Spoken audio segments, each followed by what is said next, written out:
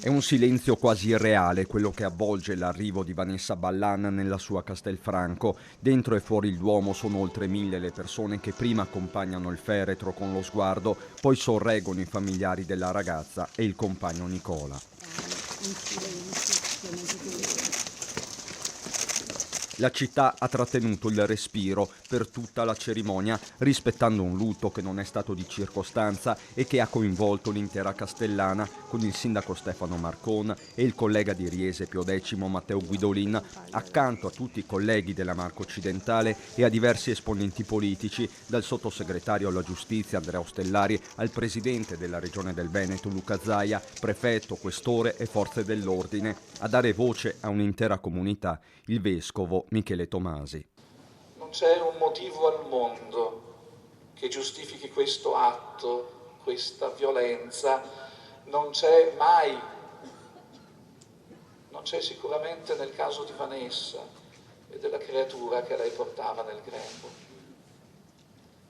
Ed è allora una totale insensatezza che rompe nella vita, in una vita come le nostre, normali, alle volte magari un po' incoerenti. Non c'è un senso nella sua brutale uccisione. Questa è il male.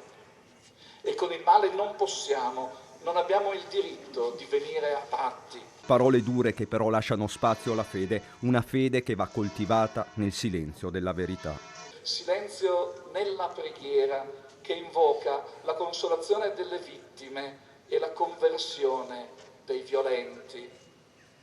Non certo il silenzio della ricerca della verità, della giustizia, nemmeno il silenzio nell'impegno per una civiltà che rifiuti nelle parole, negli atti e nei fatti la violenza sulle donne e che superi finalmente la follia di voler possedere una persona.